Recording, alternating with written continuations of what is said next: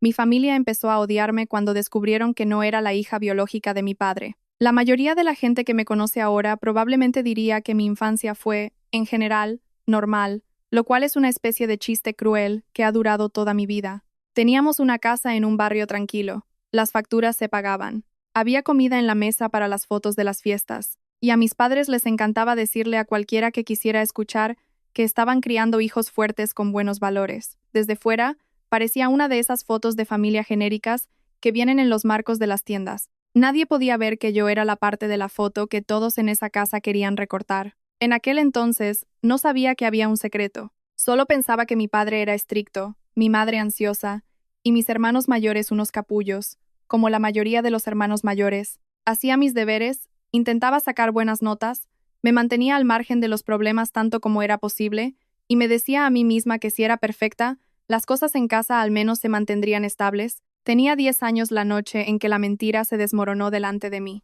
Recuerdo estar sentada en el suelo de mi habitación, coloreando en un cuaderno que escondía bajo la cama, cuando los gritos empezaron abajo, no las discusiones normales, no el tono agudo de mi madre cuando mi padre olvidaba sacar la basura. Esto era diferente. Era un grito visceral que me apretó el pecho incluso antes de que pudiera entender las palabras. Al principio, intenté ignorarlo porque esa era la regla. Los niños no se metían en los asuntos de los adultos, pero el volumen subió, y mi nombre de repente subió por las escaleras, unido a una frase que no parecía real. Oí a mi padre decir que yo no era suya, que era la prueba de que mi madre le había traicionado, que había perdido 10 años criando el error de otro hombre. Me quedé helada, mis manos se agarrotaron sobre mi lápiz de color. Mi madre gritó que era complicado, que había sido una noche estúpida, que pensaba que el otro hombre se había ido, que lo sentía mucho.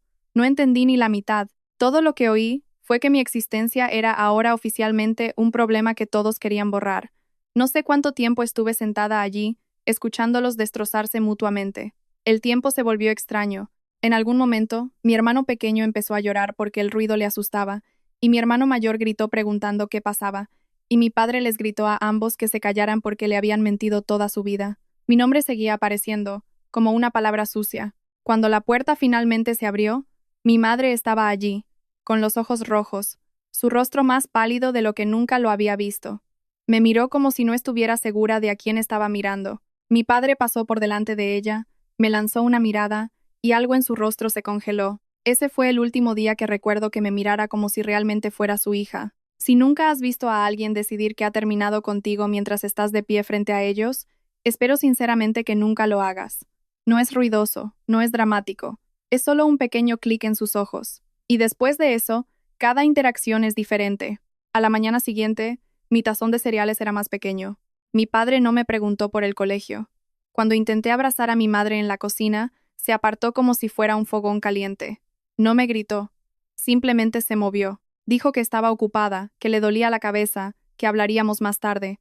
Pero nunca hablamos más tarde. Las reglas cambiaron muy rápido después de eso. Cosas que mis hermanos hacían, como dejar los zapatos en el pasillo u olvidarse de apagar una luz, de repente, eran culpa mía. Si una tarea no se hacía, era porque yo no la había hecho o porque no se la había recordado a ellos. Mi padre empezó a llamarme esa niña en lugar de por mi nombre. Cuando venían amigos o familiares, me decían que me quedara en mi habitación o que ayudara en la cocina mientras mis hermanos se sentaban en el sofá a jugar a videojuegos.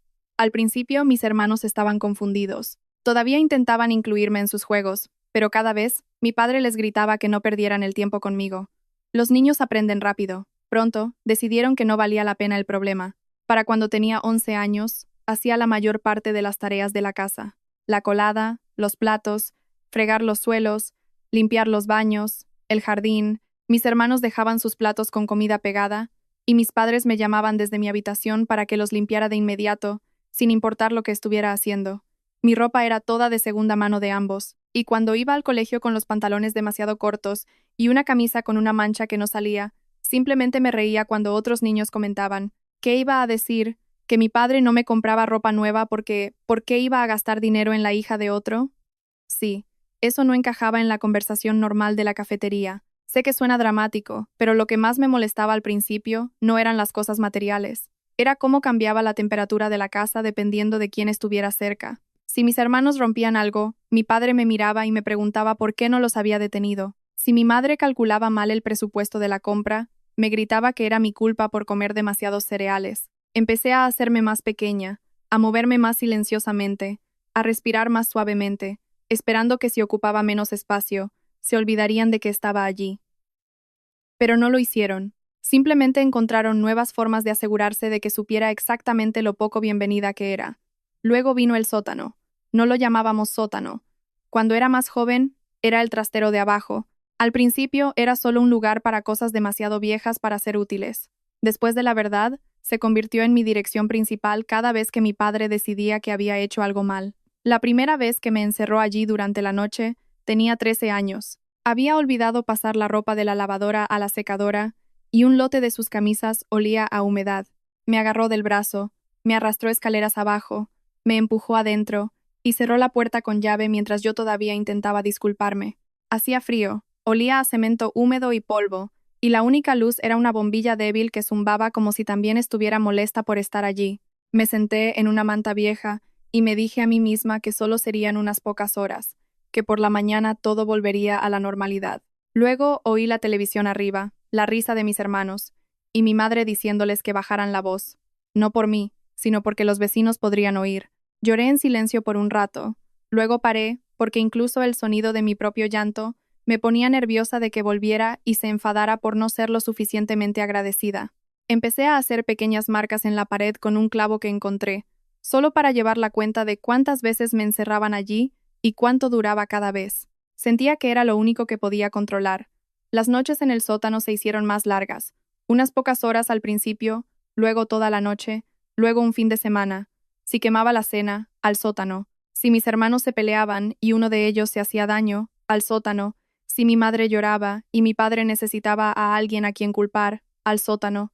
Pensé en escaparme más veces de las que puedo contar. Me imaginaba cogiendo mi mochila, saliendo sigilosamente por la puerta trasera, caminando hasta que me dolieran los pies, encontrando a algún extraño amable que me acogiera. Pero cada vez que me paraba en la puerta trasera, con la mano en el pomo, oía la voz de mi padre en mi cabeza, hablando de lo que les pasa a las chicas que se escapan, que nadie las quiere, que acaban en situaciones peores de lo que podrían imaginar. No sabía si tenía razón, solo sabía que tenía demasiado miedo para averiguarlo. Las cosas simplemente empeoraron gradualmente, hasta una tarde en que pasaron de malas a completamente locas. Tenía 15 años, fregando los platos después de la cena. Mis manos estaban arrugadas y cansadas, pero todavía había ollas y sartenes en el fregadero porque mi madre había decidido que estaba demasiado cansada para cocinar y me lo había dejado todo a mí. Una sartén se me resbaló de las manos enjabonadas y golpeó un vaso en la encimera, que se hizo añicos por todo el suelo. El sonido fue como un disparo en la cocina silenciosa. Me quedé helada, por supuesto. Segundos después, mi padre entró como si acabara de prender fuego a la casa. Empezó a gritar sobre cómo no podía hacer nada bien, que incluso las tareas más simples eran demasiado para mí, que era una desagradecida e inútil. Algo dentro de mí se rompió antes de que pudiera detenerlo. Quizás fueron todas las noches en el sótano. Quizás fue ser culpada de todo desde que tenía 10 años. O quizás simplemente fue un mal día. Miré a mi madre, que estaba de pie en la puerta, y dije, yo no engañé a nadie, yo no mentí, yo no pedí nacer. Vosotros hicisteis todo eso, y de alguna manera, yo soy la única que está siendo castigada. La habitación quedó en un silencio aterrador, el tipo de silencio que se siente como si acabaras de cruzar una línea de la que no hay vuelta atrás. Desearía poder decir que me mantuve firme y di un discurso elocuente, pero la verdad es que la cara de mi padre se contorsionó en una expresión que nunca había visto, y se abalanzó sobre mí. Me empujó tan fuerte que choqué contra la encimera, y luego mi madre empezó a gritar también, llamándome irrespetuosa, diciendo que no entendía el daño que había causado a su matrimonio con mi sola existencia. Mi hermano mayor entró corriendo, gritando que todos se calmaran, pero me agarró del brazo demasiado fuerte al intentar interponerse, y mi hermano pequeño lloraba y me empujaba como si fuera mi culpa por empeorar las cosas. No fue un solo golpe, fue un desorden de puñetazos, tirones de pelo, alguien pateándome las piernas cuando resbalé en el cristal roto. Hay un punto en el que tu cuerpo simplemente se rinde. Me acurruqué en el suelo, tratando de proteger mi cabeza, mientras la gente con la que compartía baño descargaba años de resentimiento en mis hombros, espalda y estómago. Recuerdo pensar, de una manera extraña y distante, que así es como iba a terminar, en el suelo de la cocina que acababa de fregar, rodeada de espuma de jabón, y los fragmentos de mi vida. Entonces hubo una ráfaga de aire frío y alguien gritando desde fuera. Y por un momento pensé que lo estaba imaginando, hasta que me di cuenta de que la puerta principal estaba abierta y mi vecino de enfrente estaba gritando mi nombre. Había oído los gritos y había venido corriendo. Me vio en el suelo, sangrando por algún sitio que ni siquiera podía identificar, con mi padre de pie sobre mí. El vecino empezó a gritar pidiendo ayuda. Mi padre intentó inventar una historia sobre cómo yo estaba haciendo un berrinche, pero la gente ya estaba saliendo de sus casas porque, al parecer, cuando es tu propio hijo, ese tipo de ruido finalmente llama la atención. Recuerdo intentar ponerme de pie, mis piernas temblando, mi visión volviéndose borrosa en los bordes, y luego todo simplemente se rindió. Lo último que oí fue a alguien decir, «Es solo una niña», antes de que todo se volviera negro. Despertar en un hospital después de algo así es extraño. No abres los ojos y te sientes agradecida de estar viva. Al menos yo no. Me desperté y mi primer pensamiento fue que iba a meterme en un gran lío por hacer tanto ruido. Me dolía la cara, me dolían las costillas, me dolía respirar. Tenía moratones en los brazos que parecían huellas de manos. Una enfermera se acercó y me habló en voz baja, llamándome cariño, ajustando mis mantas. No supe qué hacer con esa amabilidad. Simplemente la miré como si hablara otro idioma. Luego entró un policía, seguido de una mujer con un portapapeles que se presentó como trabajadora social. El policía tomó fotos de mis heridas, anotando todo con una calma concentrada, y la mujer me hizo preguntas sobre lo que había pasado en casa. Al principio, intenté restarle importancia, por pura costumbre. Dije que discutíamos a veces, que mi padre era estricto, que me había caído, pero ya habían hablado con los vecinos. Habían visto la cocina, el cristal roto, la sangre en el suelo, sabían lo del sótano porque uno de los niños del barrio le había contado a su madre sobre la niña de abajo, y la madre se lo había mencionado a la trabajadora social cuando llegó. Poco a poco, la historia salió a la luz. No toda, no de una vez, pero lo suficiente. Suficiente para que dijeran que no iba a volver allí. Suficiente para decirme que mis padres estaban bajo custodia. Suficiente para explicar que habría audiencias y evaluaciones, y que por ahora iba a entrar en el sistema. El sistema, cuando estás en ese estado, suena como un lugar, como la tienda de comestibles o el colegio. Asentí como si entendiera. Por dentro, sentía como si alguien hubiera cortado todas las cuerdas que me sujetaban, y yo solo esperaba a ver dónde aterrizaba. La primera casa a la que me llevaron pertenecía a una mujer mayor, que había acogido a niños durante años. El lugar estaba un poco desgastado. Los muebles no combinaban, pero estaba limpio y no olía a rabia. Me enseñó una pequeña habitación con una cama, un armario y una ventana que se abría. Me dio las reglas de una manera estricta pero directa. Mantén tu habitación ordenada. Vuelve antes del toque de queda. Sé educada. Luego me dio un pijama y dijo que había sobras en la nevera si tenía hambre. Esperé la trampa. Esperé alguna señal de que todo esto se convertiría en otro castigo, pero no fue así. Unas semanas después, me desperté en mitad de la noche con el estómago rugiendo. El viejo miedo se me subió automáticamente a la garganta. En casa, comer fuera de las horas designadas significaba un viaje garantizado al sótano. Me quedé allí un rato, intentando volver a dormirme, pero el hambre no me dejaba. Finalmente, me deslicé por el pasillo hasta la cocina, moviéndome como una ladrona en mi propia vida. Abrí la despensa lo más silenciosamente que pude y cogí una caja de cereales, planeando echarme un puñado en la mano y comerlo en seco en la oscuridad. Estaba a medio camino de llevarme los cereales a la boca cuando me di cuenta de que nadie venía. Ni pasos en las escaleras, ni voces enfadadas. Solo el zumbido del frigorífico y el tic-tac del reloj de la pared. Encendí la luz, me serví un tazón, añadí leche de la nevera y me senté en la mesa, temblando por todas partes. Lloré por ese estúpido tazón de cereales porque era la primera vez en años que comía algo sin sentir que necesitaba permiso para existir. Eso es lo que te hace el trauma. Convierte cosas básicas como la comida en una negociación. La mujer que llevaba la casa no era exactamente cálida, no era de abrazos ni de conversaciones profundas, pero no me pegó, no me encerró, y no me insultó, y eso fue suficiente para empezar a cambiar un poco mi cerebro. Fui al colegio, volví, hice mis tareas como todos los demás niños de la casa, y nadie me trató como si estuviera envenenada. Empecé a pensar que tal vez, solo tal vez, podría tener una vida que no girara en torno a intentar no salir herida. Entonces su salud empezó a fallar. Lo noté porque jadeaba al subir las escaleras y porque el número de botes de pastillas en la encimera aumentaba. La trabajadora social empezó a visitar más a menudo, preguntando si todo iba bien. Una tarde, la mujer me sentó y me explicó que tenía que dejar de acoger niños. Apenas podía cuidarse a sí misma, y mucho menos a una casa llena de adolescentes con más equipaje que solo ropa. Dijo que no era mi culpa, que estaba orgullosa de lo mucho que me había esforzado y que creía que estaría bien. Asentí y le di las gracias, pero por dentro sentía como si el suelo se estuviera abriendo de nuevo. El siguiente lugar fue una pareja nueva en el programa. Eran jóvenes, sin hijos propios, y al principio pensé que tal vez esto sería una situación familiar real. Tenían una casa bonita, muebles nuevos, todo parecía sacado de un catálogo. Me explicaron las reglas de la casa, me dieron una lista de tareas y me dijeron que tenía mi propia habitación. También mantuvieron un muro invisible entre ellos y yo. Eran educados pero distantes. Preguntaban por mis notas, pero no cómo me sentía realmente. Cocinaban la cena y me ponían un plato, pero no hablábamos mucho en la mesa. Unos meses después, llegué a casa temprano del colegio porque una reunión se había cancelado. Al pasar por la cocina, los oí hablar.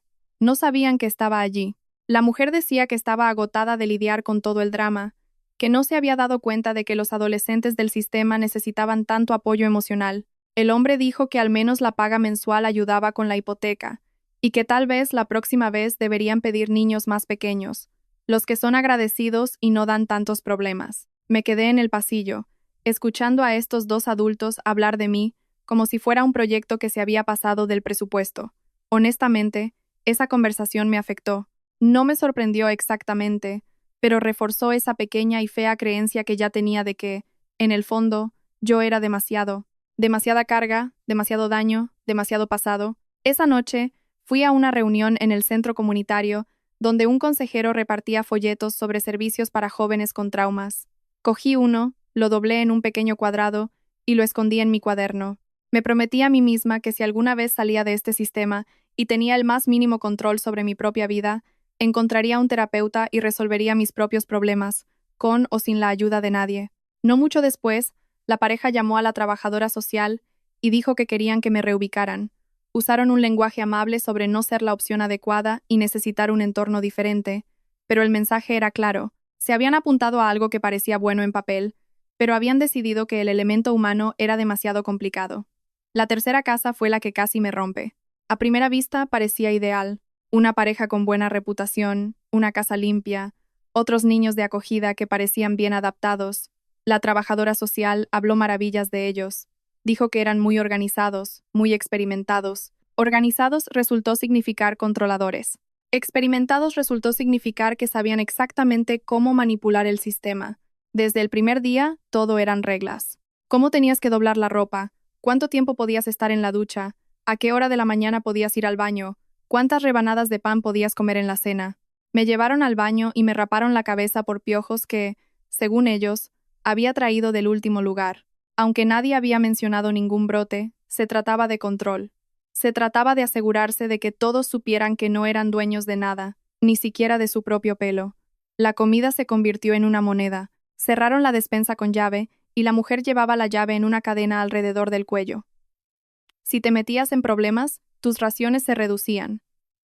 Si cuestionabas algo, perdías un privilegio. Cuando la trabajadora social venía a hacer sus visitas, la pareja montaba un espectáculo de amabilidad, sonriendo y hablando de cómo eran una gran familia. Y su frase favorita era que creían en el amor duro. Nos advirtieron que si decíamos algo negativo, le dirían a todo el mundo que éramos violentos, desagradecidos, inestables, y que nos enviarían a un lugar mucho peor.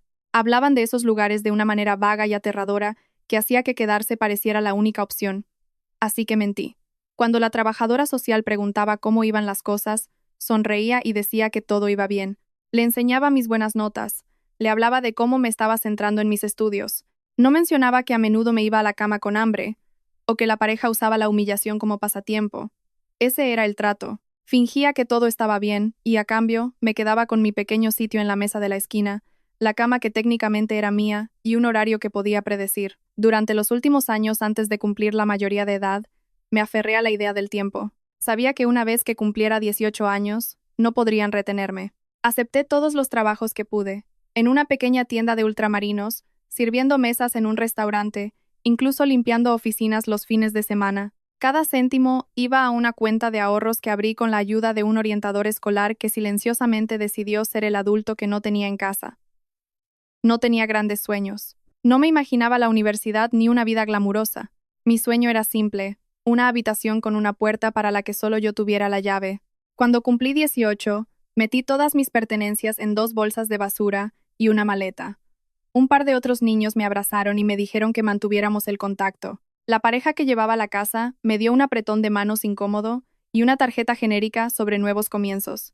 Salí de esa casa y no miré atrás. Me subí a un autobús y viajé varios estados, viendo los lugares que había conocido desvanecerse en el espejo retrovisor. Elegí una ciudad de tamaño medio donde no conocía a nadie, principalmente porque el alquiler era asequible, y había una línea de autobús que iba a un polígono industrial donde había oído que siempre había trabajos de nivel inicial.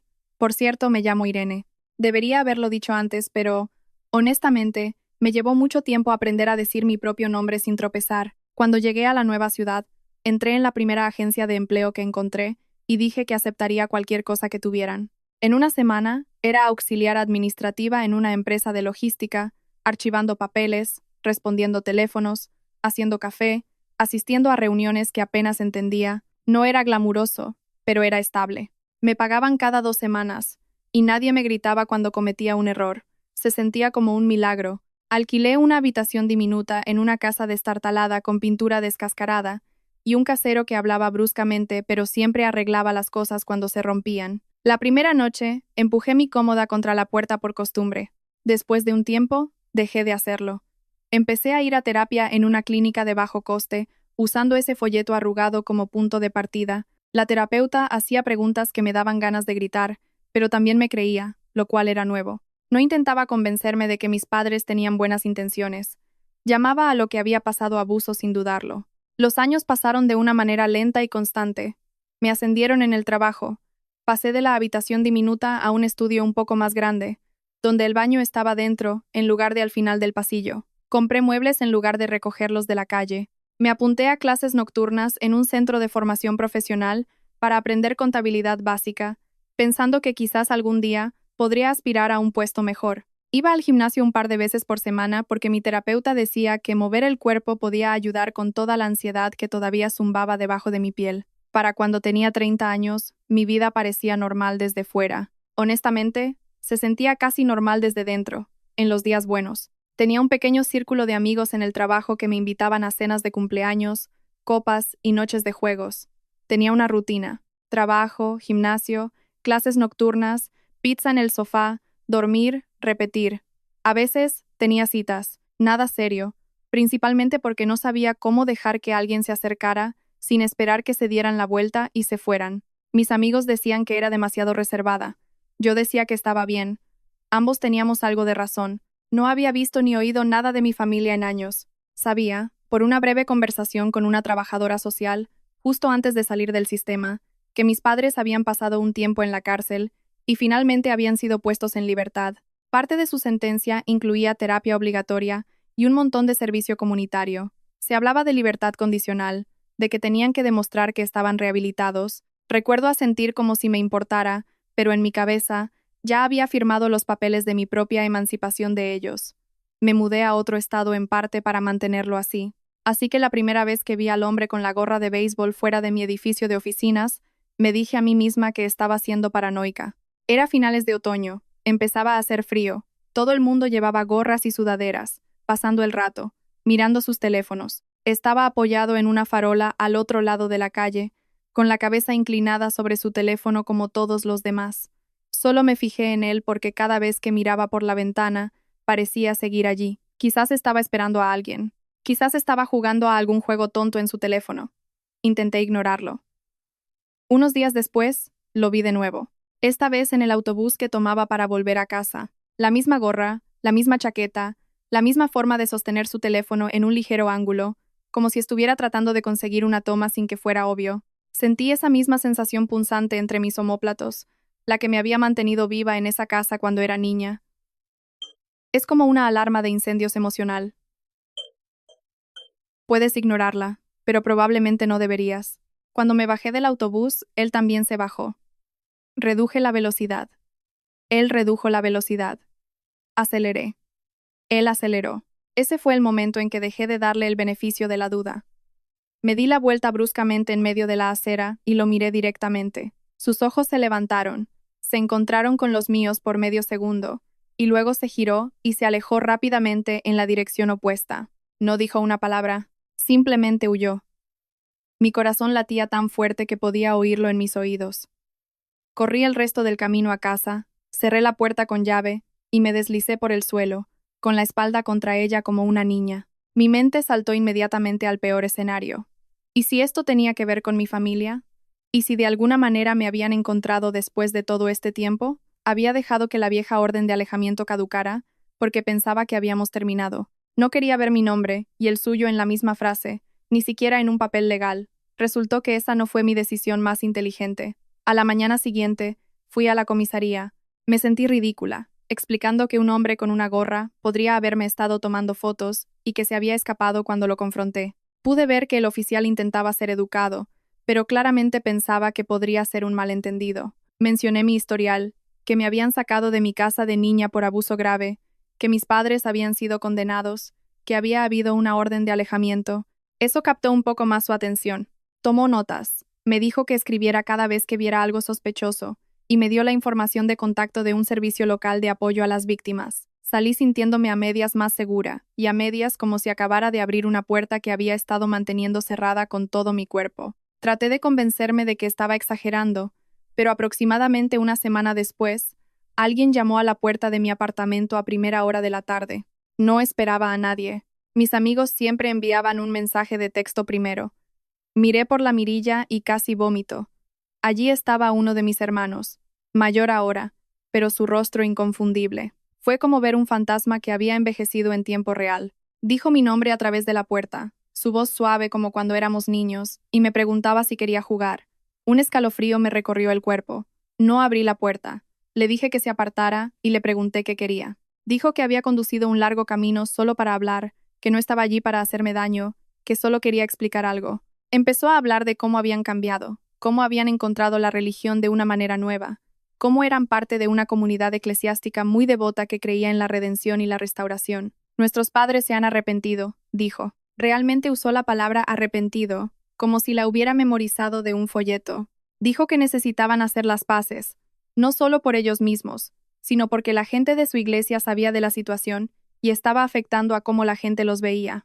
Al parecer, se hablaba de puestos de liderazgo, testimonios y toda esa mierda de gestión de imagen, y tener una hija que no perdonaba no encajaba en la narrativa que estaban tratando de construir. Ojalá estuviera bromeando. También mencionó, como si fuera de pasada, que tenían unos papeles que necesitaban que firmara, algo sobre un acuerdo familiar, sobre no tener futuros reclamos entre nosotros. Ah, y querían una foto, por supuesto, de nosotros abrazándonos, para poner en un tablón de anuncios o boletín de la iglesia, para que pudieran mostrarle a todos cómo el perdón obra milagros. Siguió diciendo lo mucho que significaría para ellos, cómo les ayudaría a sanar, cómo ayudaría a su reputación.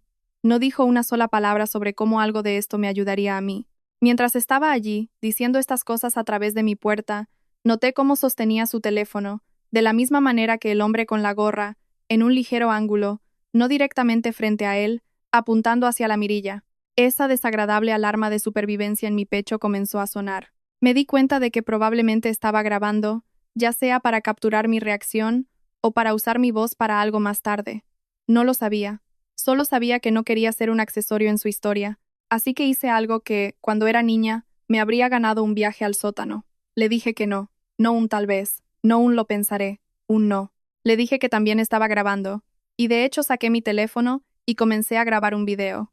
Mis manos temblaban, pero mi voz era firme, lo cual, honestamente, me impresionó incluso a mí misma. Dije, para la cámara, que recordaba cada vez que me habían encerrado, cada vez que me habían pegado, cada vez que mi madre había mirado para otro lado, y enumeré las cosas que él había hecho, las veces que me había empujado, se había reído cuando mi padre me castigaba, me había llamado por mi nombre. Podía oír su respiración entrecortada al otro lado de la puerta. Trató de interrumpir, de decir que estaba exagerando, que estaba haciendo que pareciera peor de lo que era, que los estaba convirtiendo en monstruos. Le dije que si no se iba, enviaría el video a la policía de inmediato, junto con su pequeño discurso sobre la reputación, la iglesia y los papeles. Hubo un largo silencio. Luego me llamó desagradecida, por supuesto, y dijo que estaba eligiendo la amargura en lugar de la curación. Le dije que él estaba eligiendo las apariencias en lugar de la responsabilidad. Luego oí sus pasos alejándose por el pasillo. No dormí esa noche. Dejé las luces encendidas y me senté en mi sofá con una taza de té frío en las manos. Cada pequeño ruido en el edificio me hacía saltar.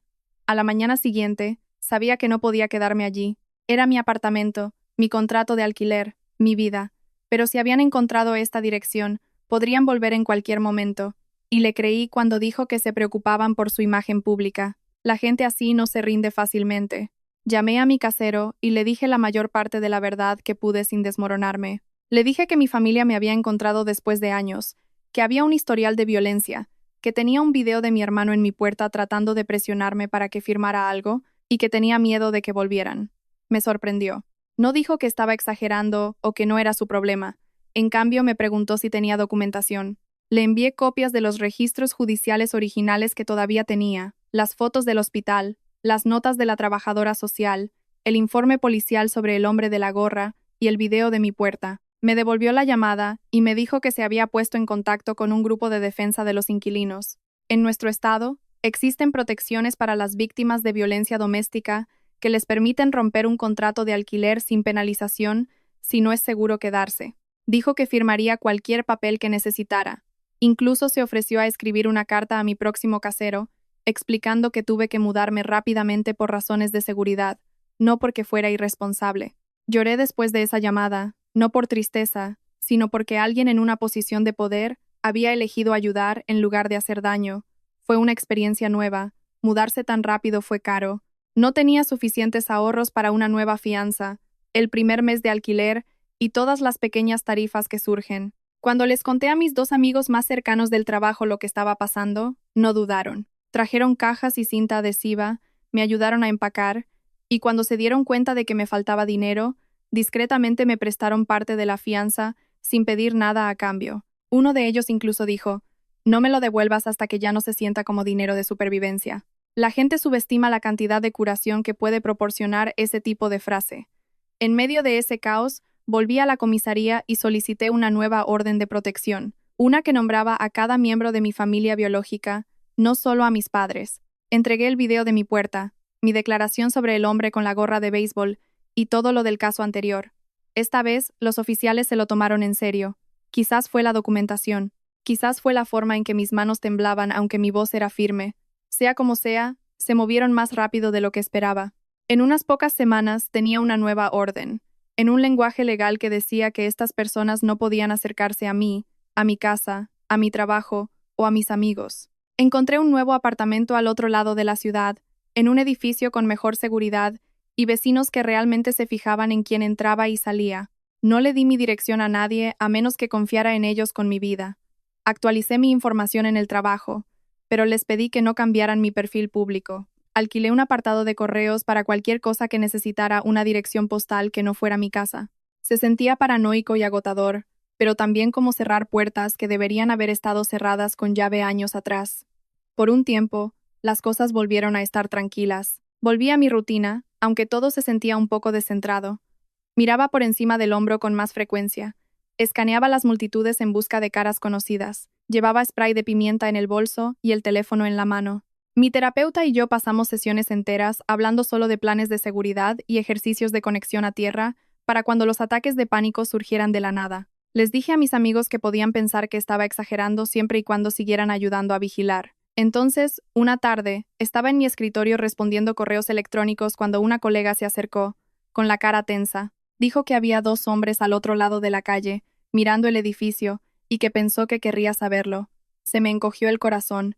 Fui a la ventana y miré a través de las persianas. Allí estaban mis hermanos. El mayor, el que técnicamente había salvado a los más pequeños al obtener la custodia temporal, hace tantos años, y el que había estado en mi puerta. No salí, no los confronté.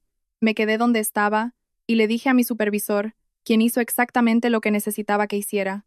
Llamó a la policía. Mientras esperábamos, mis compañeros de trabajo se turnaron para mirar por la ventana, describiendo lo que estaban haciendo. Caminaban de un lado a otro, mirando hacia la entrada, revisando sus teléfonos. Cuando llegó la policía, intentaron alejarse como si solo estuvieran dando un paseo, pero no funcionó. La policía los detuvo, les pidió la identificación y luego los buscó en el sistema. La orden de alejamiento apareció como un letrero de neón. Intentaron decir que solo estaban en la zona, que era una coincidencia, que no tenían idea de que yo trabajaba allí, pero la policía no se lo creyó.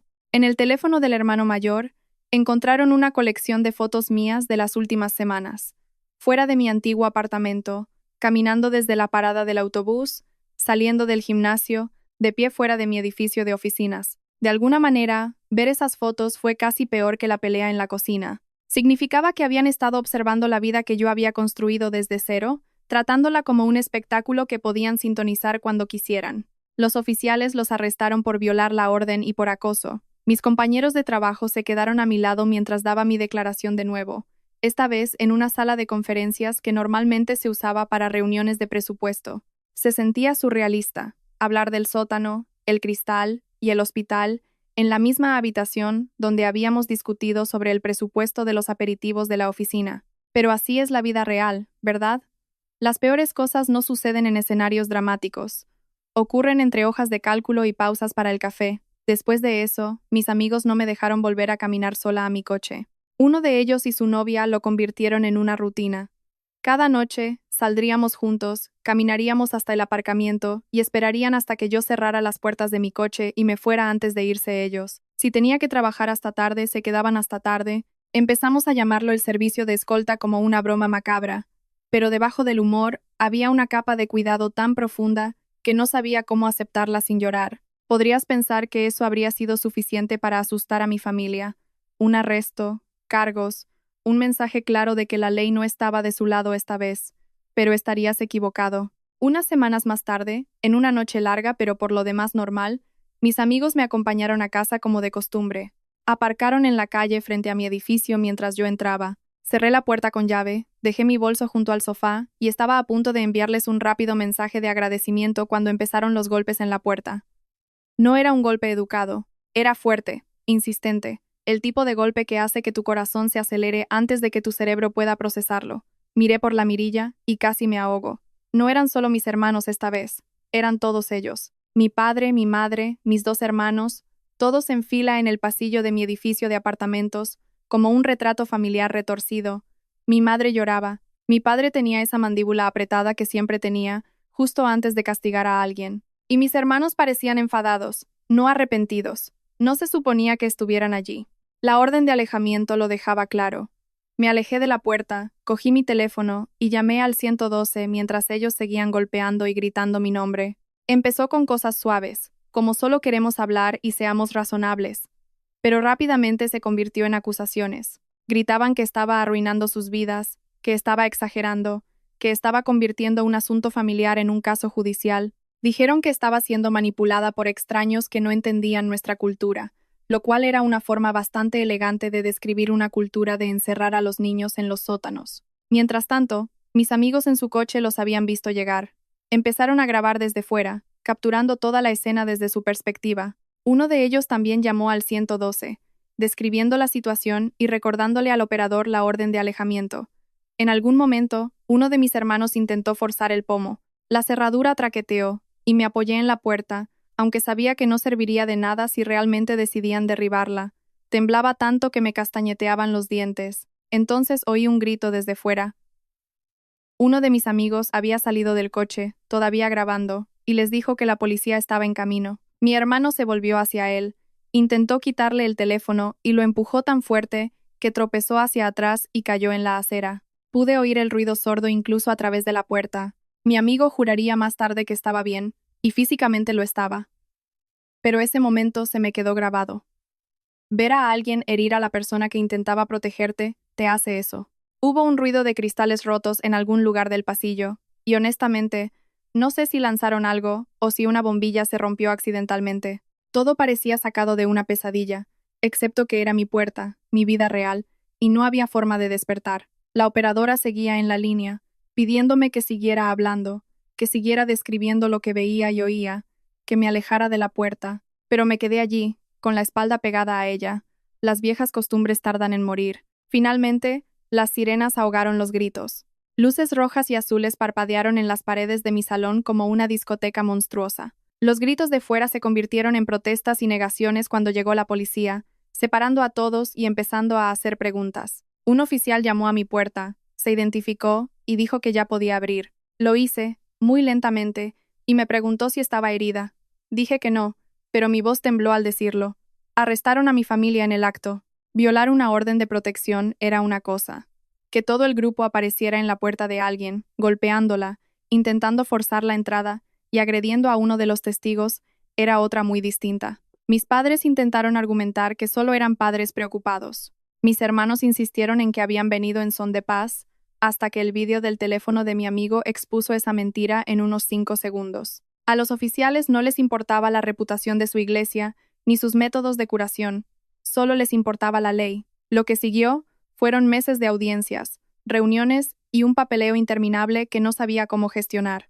Me pusieron en contacto con una abogada a través de un grupo de defensa de las víctimas, y fue increíble. Me ayudó a navegar por los casos penales contra mi familia por las violaciones, la agresión a mi amigo y el intento de allanamiento. También sugirió que consideráramos presentar una demanda civil por daños y perjuicios, no solo para mí, sino también para los amigos que se habían visto arrastrados a este lío. No voy a fingir que el juzgado lo arregló todo. No lo hizo. Sentarse en una sala, viendo a las personas que me criaron al otro lado, escuchando a los abogados enumerar todos los peores momentos de mi infancia como puntos de una lista, fue brutal. Tuve que testificar. Tuve que responder a preguntas de su abogado que me hicieron sentir como si tuviera 16 años otra vez. Me dijeron que era dramática, demasiado sensible, que me lo inventaba todo. Pero la diferencia esta vez fue que había fotos, informes, registros y vídeos para respaldarme. La diferencia fue que había gente sentada detrás de mí en esa sala que estaba allí porque me habían elegido, no porque tuvieran que hacerlo. Al final, los resultados no fueron perfectos, pero fueron reales. Mis padres ya estaban en libertad condicional por la sentencia anterior, así que violar la orden de alejamiento y estar involucrados en este incidente llevó a una revisión. Su libertad condicional fue revocada. Volvieron a la cárcel por un tiempo considerable. Mi hermano, el de las fotos y el acoso, fue condenado por múltiples cargos y recibió una sentencia de cárcel, seguida de un largo periodo de libertad condicional con condiciones estrictas. Mi otro hermano recibió una sentencia menor, pero aún así un historial criminal y, lo más importante para mí, una orden de alejamiento permanente. La demanda civil tardó más, por supuesto. Al final, el tribunal les ordenó pagar daños y perjuicios a mis amigos y a mí por la angustia emocional y los costes financieros de la mudanza, la terapia y el tiempo de trabajo perdido. No fue una cantidad de dinero de película que me hiciera rica, pero fue suficiente para que importara. Suficiente para devolver el dinero a mis amigos con intereses, para cubrir mis gastos legales y para finalmente tener un colchón en mi cuenta de ahorros que se sintiera como seguridad en lugar de una tirita sobre una herida abierta. La gente a veces asume que obtener ese dinero y las sentencias judiciales debió de sentirse como un cierre, como el final de una película de terror. La verdad es más complicada. Hubo alivio, sin duda, y una profunda sensación de validación al ver a un juez mirar a mi familia y decir en voz alta que lo que hicieron estuvo mal y que lo que yo hice para protegerme estuvo justificado. Hubo una silenciosa satisfacción al saber que no podían inventar una historia para sus amigos de la iglesia y fingir que yo era la que los había traicionado, pero también hubo dolor. No puedes llevar a tus padres a juicio y ver cómo se los llevan esposados, sin sentir que algo se rompe y nunca se cura. Los había perdido años antes, en esa cocina, en esa noche de cristales rotos, pero esto lo hizo oficial de una manera diferente. Fue como firmar el último contrato legal de un adiós que había estado susurrando a mi almohada desde que era adolescente. ¿Y cómo es la vida ahora? En su mayor parte, es bastante normal. Sigo trabajando en la misma empresa.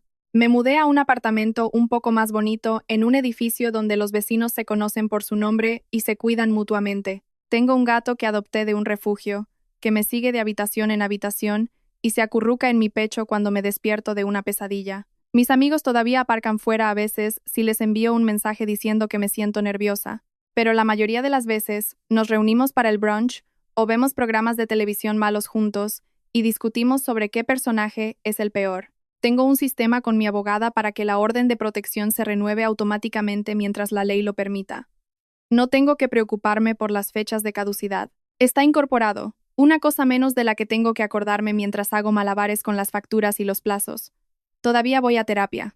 Algunas semanas hablamos del pasado, otras semanas Hablamos del estrés laboral, de compañeros de trabajo molestos, y de si estoy lista para intentar tener citas más serias. La curación no es una línea recta, es más como una espiral, donde sigues volviendo a los mismos puntos desde ángulos diferentes. No he perdonado a mi familia. A la gente le encanta la palabra perdón. La usan como si fuera un borrador mágico. No digo que nunca llegaré a ese punto, pero no me presiono para sentir una paz falsa solo para hacer felices a los demás. Lo que he hecho es perdonar a mi yo más joven, a la chica que mintió a la trabajadora social para quedarse en una mala casa porque tenía miedo de algo peor, a la chica que pensaba que todo lo malo que pasaba era culpa suya, a la chica que se plantó en esa cocina y finalmente dijo lo que todos habían estado evitando durante años. Si hay una moraleja en esto, no la sé. No voy a sentarme aquí y deciros que todo pasa por una razón o que el trauma te hace más fuerte. Honestamente, cambiaría toda la fuerza si eso significara que una niña nunca tuviera que contar arañazos en la pared de un sótano para saber qué día es. Todo lo que puedo decir es que sigo aquí. Tengo una vida que es mía. Tengo gente que me quiere y me elige, sin necesidad de lazos de sangre ni de reputación eclesiástica. Hay noches en las que, al cerrar las cortinas y apagar las luces, todavía escucho pasos que no están ahí. Todavía me tenso cuando alguien llama a la puerta inesperadamente. Todavía tengo que recordarme a mí misma que puedo mirar por la mirilla y decidir no abrir, y que esa elección será respetada, no castigada. Es extraño aprender a ser una persona en lugar de un problema. Si alguien me hubiera dicho a los 10 años que un día estaría sentada en un apartamento tranquilo en otro estado, bebiendo té que yo misma compré, escribiendo mi historia en mi viejo portátil con un gato roncando a mi lado, habría pensado que me confundían con otra persona. Alguien más afortunado, alguien más merecedor.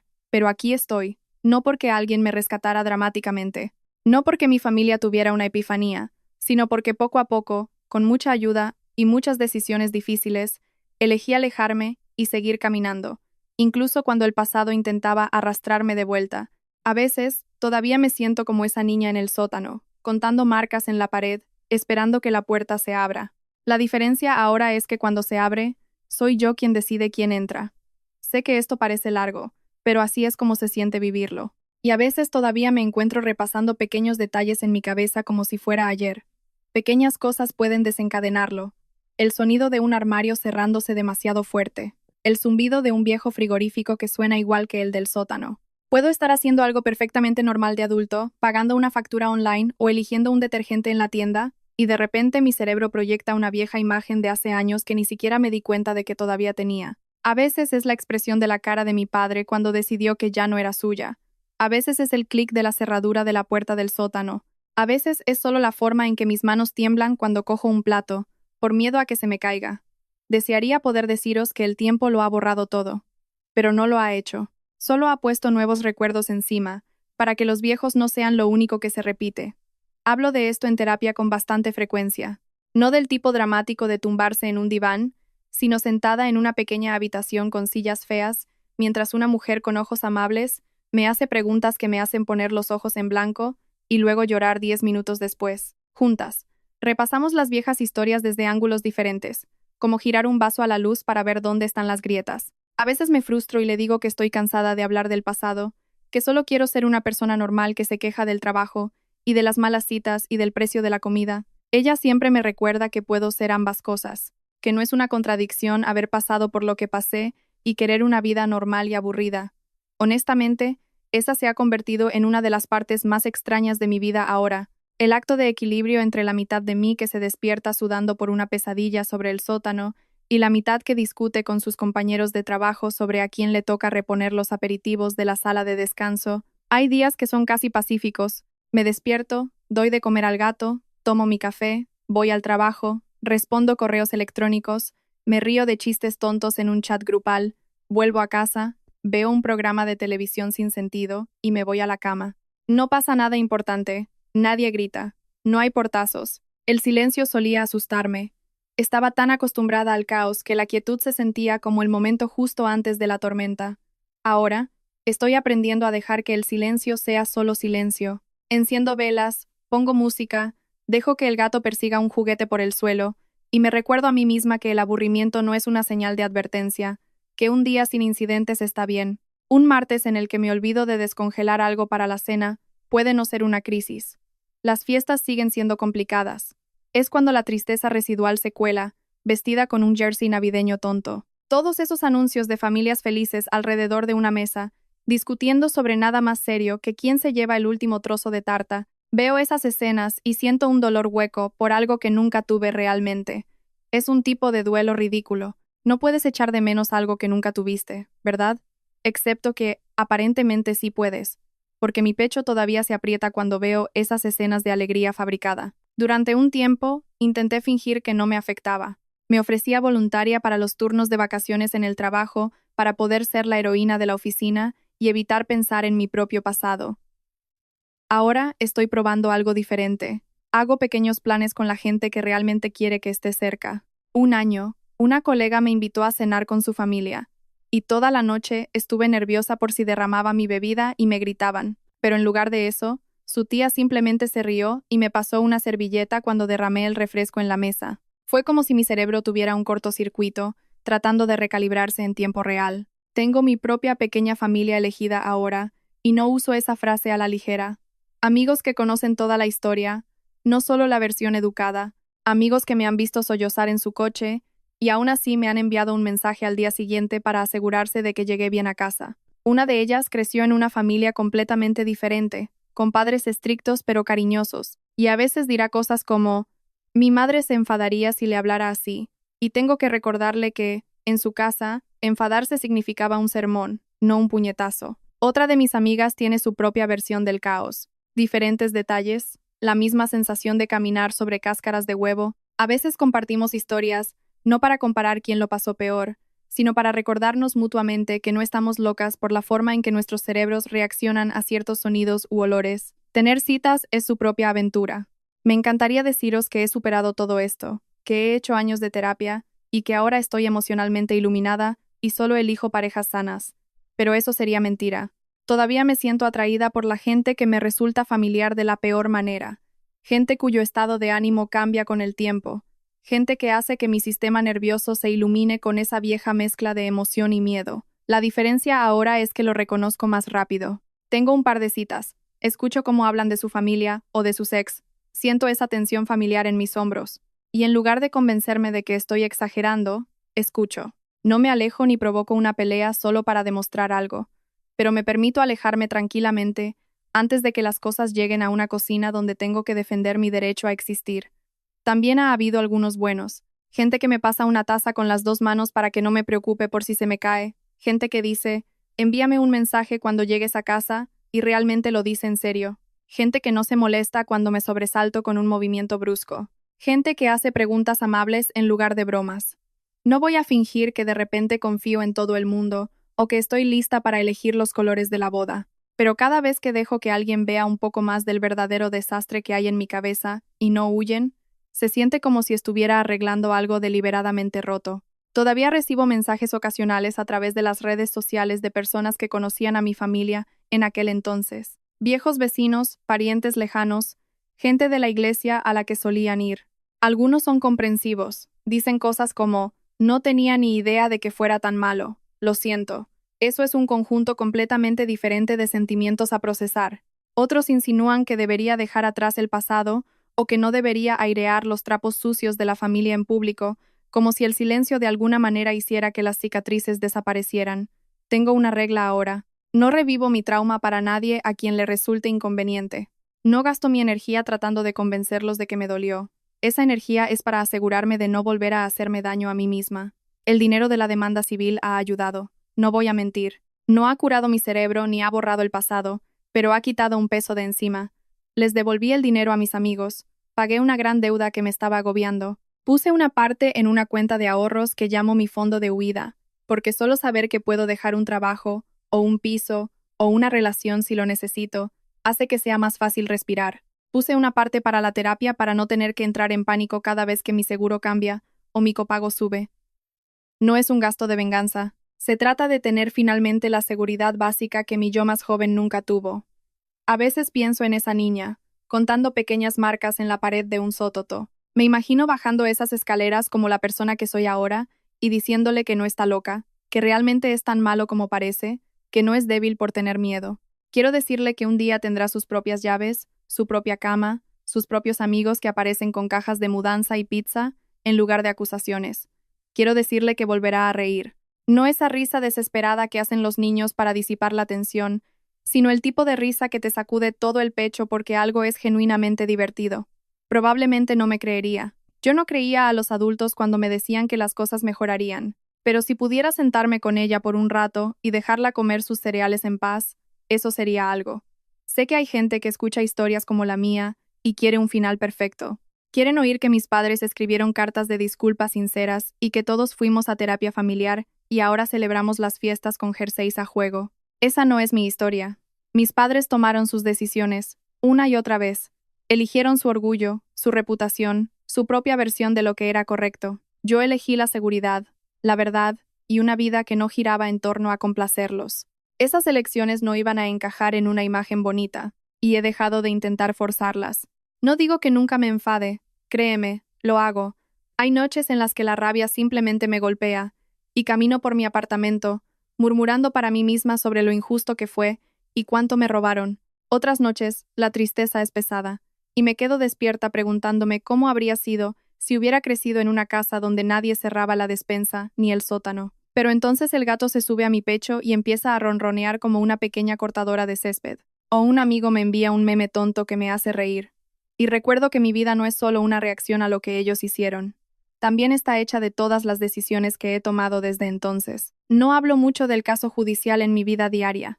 No es un secreto, pero no es lo primero que le cuento a la gente cuando la conozco. Si surge, lo digo de forma concisa. Mi familia era abusiva. Salí de allí. Hubo consecuencias legales. Si quieren más detalles y me siento con ganas de compartir, lo hago. Si no, me recuerdo a mí misma que no le debo a nadie una exhibición completa de mis cicatrices para ser respetada.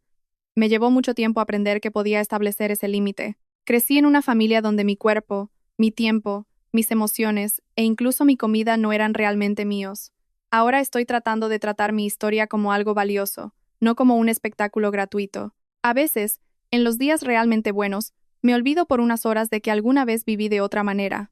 Puedo estar riendo con mis amigos en un aparcamiento, o bailando en mi cocina mientras cocino, o reorganizando mi armario escuchando algún podcast al azar, y me doy cuenta de que me siento normal. No hipervigilante, no tensa, no escaneando cada sonido en busca de peligro, simplemente presente. Esos pequeños momentos de paz se sienten como una prueba de que el trabajo que estoy haciendo no es solo por las apariencias. Nunca seré la persona que dice que no cambiaría nada, porque hay muchas cosas que cambiaría en un instante si pudiera. Pero tampoco voy a fingir que el pasado solo me dejó cicatrices. Me dio un tipo de detector de mierda muy afinado. Me hace prestar atención a los niños que se quedan en silencio cuando un adulto entra en la habitación. Es la razón por la que dono a refugios y a veces hago voluntariado en una línea de ayuda, escuchando a personas cuyas historias suenan inquietantemente familiares. No puedo volver atrás y sacar a mi yo más joven de ese sótano, pero puedo ser una voz más que le diga a otra persona que no está loca, que no es desagradecida y que no se lo está inventando. Pero esos detalles ya no me definen. Son parte de la historia, pero no son toda la historia. El resto, lo sigo escribiendo, un día a la vez, y nadie va a quitarme el bolígrafo nunca más.